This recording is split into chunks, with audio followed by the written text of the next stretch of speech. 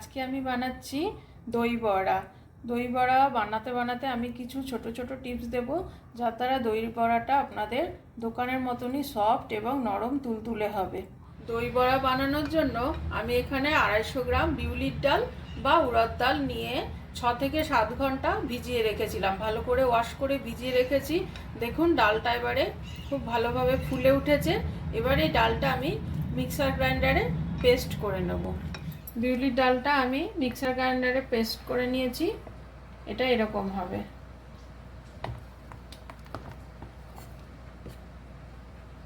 আমি বিউলির ডালের পেস্টটা একটা পাত্রে নিয়ে নেব। আন্দাজ মতো নুন দিয়ে আমি এবারে ডালটাকে খুব ভালো করে ফেটিয়ে নেব। আমি প্রায় 10 মিনিট ধরে এটাকে ফেটিয়ে নিয়েছি। এটা কিন্তু ফেটানোই আসল, তারই উপরে ডালের বড়াটা নরম হবে। না ভালো করে ফেটালে এটা শক্ত হয়ে যাবে, ডালের বড়াটা শক্ত হয়ে যাবে। এটা এইভাবে 10 মিনিট ধরে নুন দিয়ে ফেটিয়ে নিয়েছি। এবার আমার এটা ফেটানো হয়ে গেছে। এবার আমি এটাকে 15 মিনিট ঢাকা দিয়ে রেখে দেবো। মিনিট হয়ে গেছে। এবারে আমি এটার মধ্যে 2 চিমটি খাবার সোডা দিয়ে দেবো। খাবার সোডা দিয়ে এবার আমি এটাকে আবার ফেটিয়ে নেব।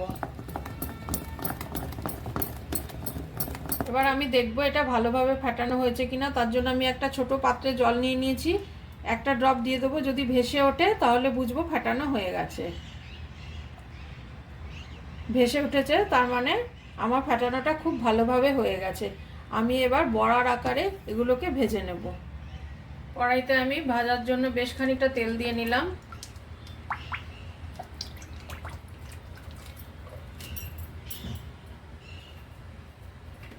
হালকা গরম করে নেব, মিডিয়াম টু লো ফ্লেম। কারণ কি তেলটা বেশি গরম হলে ভাজাটা ভালো হবে না। এবার হাতটা আমি ভেজা করে নেব, জলে হাত ভিজিয়ে নিয়ে। হালকা গরম হয়ে গেছে, বেশি গরম করব না তেল। এবার আস্তে আস্তে আমি বড়াগুলোকে ছেড়ে দেবো। খুব তেজ আছে বড়াগুলো আমি ভাজবো না, তাহলে কি হবে, ভেতরটা কাঁচা থেকে যাবে।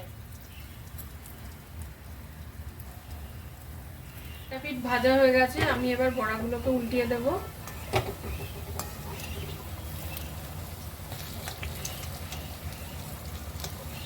বড়াগুলো আমার খুব ভালোভাবে ভাজা হয়ে গেছে। এগুলো কিন্তু খুব বেশি ব্রাউন হবে না, এইরকম কালার থাকবে। আমি এইভাবে সমস্ত বড়াগুলো এক এক করে ভেজে নেব, ভেজে তুলে নেব।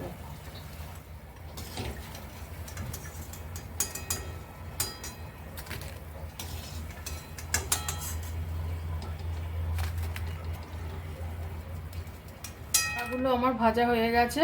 বড়াগুলো আমার এরকম নরম তুলতুলে হয়েছে। এই যে ভেতরটা এরকম হয়েছে। একটা পাত্রে উষ্ণ গরম জল করে নিয়েছি, এর মধ্যে আমি একটু নুন ছিটিয়ে দেব। এবারে আমি এই বড়াগুলোকে এর মধ্যে ডিপ করে দেব।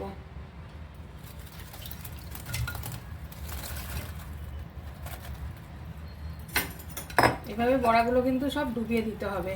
এরপর এই বড়াগুলো ফুলে সাইজটা ডাবল হয়ে যাবে। এইভাবে বড়াগুলোকে আমি উষ্ণ গরম জলে হাফ অ্যান আওয়ার ডুবিয়ে রেখে দেবো। আমি এবার দই বড়ার উপরে দেওয়ার জন্য গ্রিন চাটনিটা বানিয়ে নেব। এখানে আমি কিছু ধনে পাতা নিয়েছি, 1 বাঞ্চ মতন।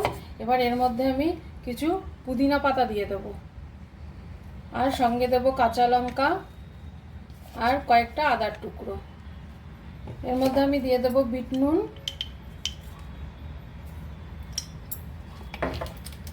চাট মশলা। এই সব কিছু দিয়ে আমি জিনিসটাকে পেস্ট করে নিলেই আমার গ্রিন চাটনি কিন্তু তৈরি হয়ে যাবে। চাটনির পেস্ট আমার হয়ে গেছে। এর মধ্যে আমি ভাজা জিরের গুঁড়ো দিয়ে নেব আর অল্প তেঁতুলের পাল্প দিয়ে নেব। আমার গ্রিন চাটনি তৈরি হয়ে গেল।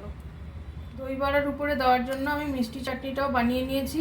মিষ্টি চাটনিটা আমি গুড়, তেঁতুলের পাল্প একসাথে জাল দিয়ে নিয়েছি ঘন করে। তারপরে এর মধ্যে একটু আদা গ্রেট করে দিয়েছি আর ভাজা জিরে, চাট মশলা আর বিট নুন দিয়ে নিয়েছি। তারপরে আমার এইভাবে মিষ্টি চাটনিটা তৈরি হয়েছে। মিষ্টি চাটনিটা আমি আগে থেকেই তৈরি করে রেখেছিলাম। এখানে 400 গ্রাম মতন টক দই নিয়ে নিয়েছি। টক দইটা আমি খুব ভালোভাবে ফেটিয়ে নেব। দইটা আমার ফাটানো হয়ে গেছে। আমি এতে হাফ টেবিল স্পুন বিট নুন দিয়ে দিলাম। আর এর মধ্যে আমি দিয়ে দেবো চিনি, বড় চামচে 3 চামচ চিনি আমি এতে দেবো।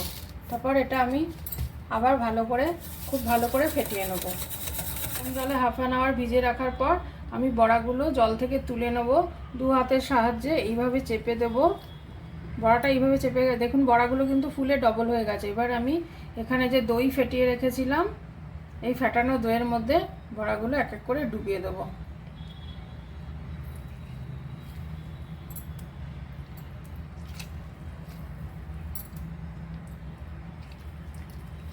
তো বড়াগুলো আমি উষ্ণ গরম জল থেকে তুলে দইয়ের মধ্যে ডুবিয়ে দিয়েছি।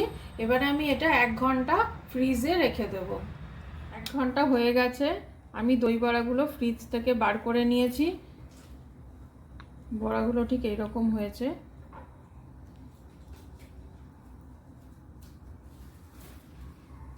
এক ঘন্টা হয়ে গেছে, আমি ফ্রিজ থেকে দই বড়াগুলো বের করে নিয়েছি। এবার এটা আমি প্লেটিং করব।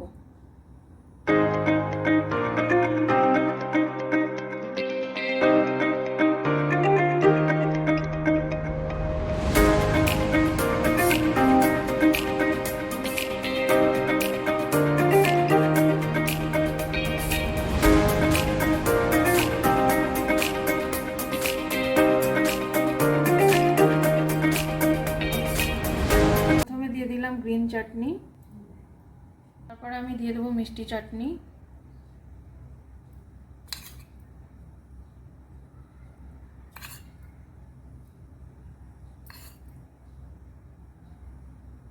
তারপরে দেবো ভাজা জিরের গুঁড়ো,